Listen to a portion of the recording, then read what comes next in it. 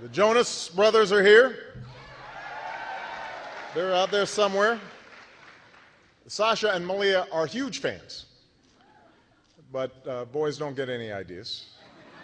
I have two words for you: predator drones.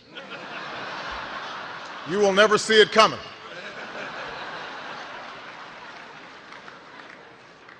You think I'm joking?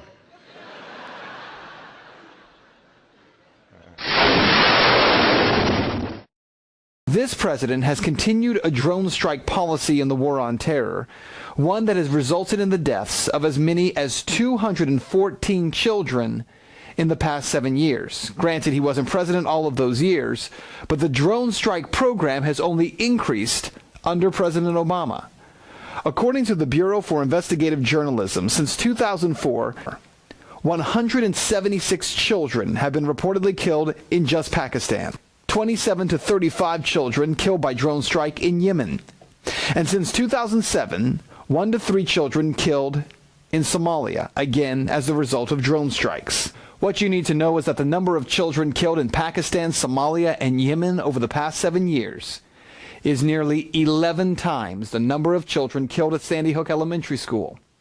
The president thought that it was fitting to issue 23 executive orders in order to prevent, he says, another one of these tragedies, even just one more child from being killed.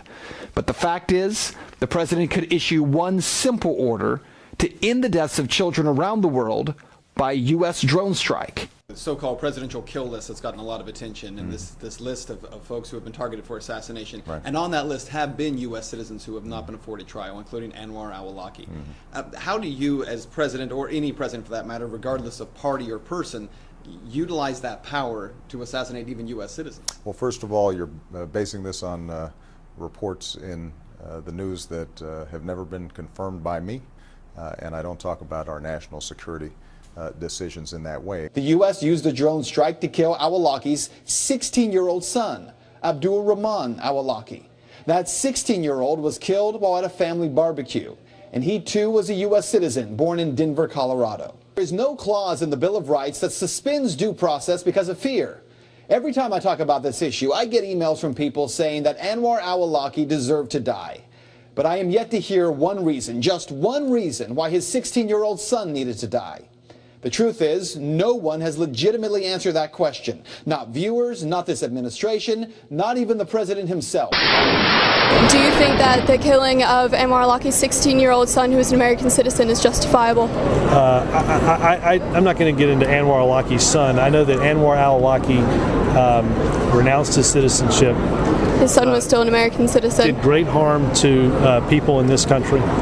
And was a regional al-Qaeda commander hoping to inflict harm and destruction on people that share his religion and others in this country. And that's an American citizen that's being targeted without due process of law, without trial, and he's underage, he's a minor. I would suggest that you should have a far more responsible father if they're truly concerned about the well-being of their children. A couple weeks later, his 16-year-old son was killed in a drone strike.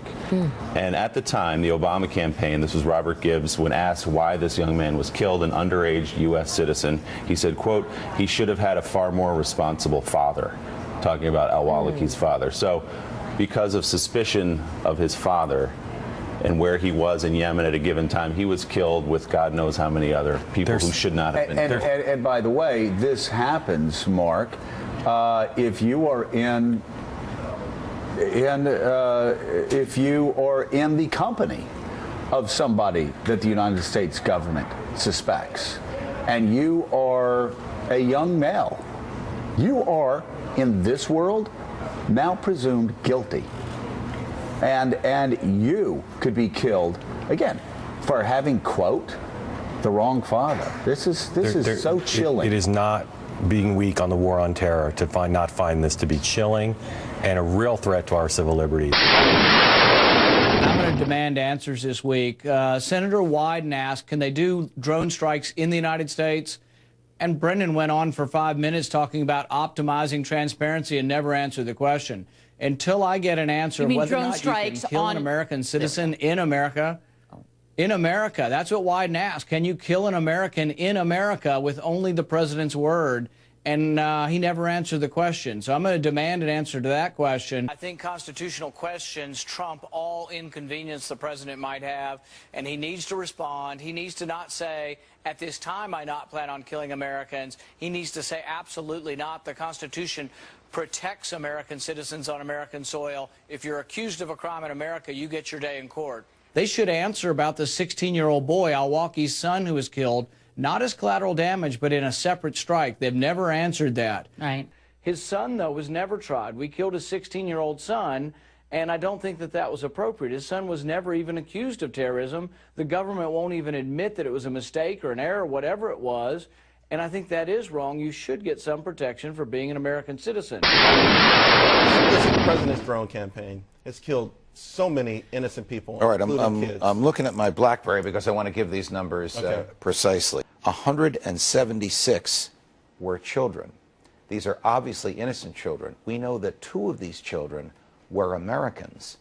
We also know the president never asked Congress to declare war on the government or the state in the area where these drones have gone. So we have a president who has not hesitated to kill foreign innocent children or American innocent children when they are in a foreign country. He loses great credibility when he stands with innocent American children and says, I'm going to keep you safe.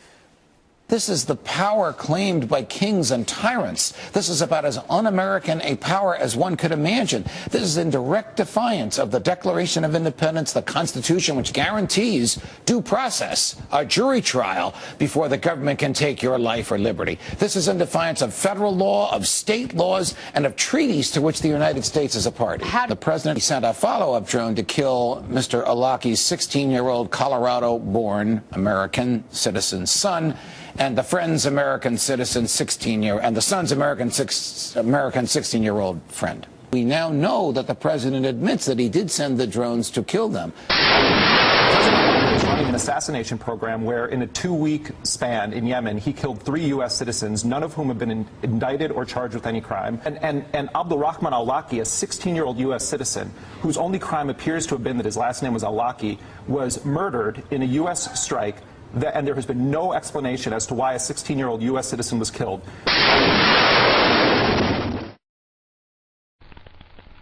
Hey, first of all, heard of like the Sandy Hook Elementary School shooting, right? Just like everyone else. But it's something kind of weird that I thought that was kind of suspicious about all this.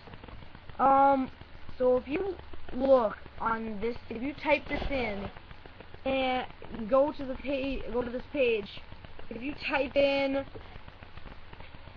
FEMA L-366 planning for the needs of children in disasters, you will find that oddly enough, the military had conducted one of these drills for child safety. It was actually only like 5 minutes away from where the Sandy Hook Elementary school shooting was, and I just find that kind of weird. Grass. It was for concerning the safety of children.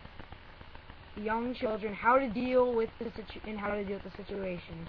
Well, I guess it's kind of weird and awkward that it was planned for the very same day, almost the very same place that it happened, that Sandy Hook happened. So, I guess you can check it out.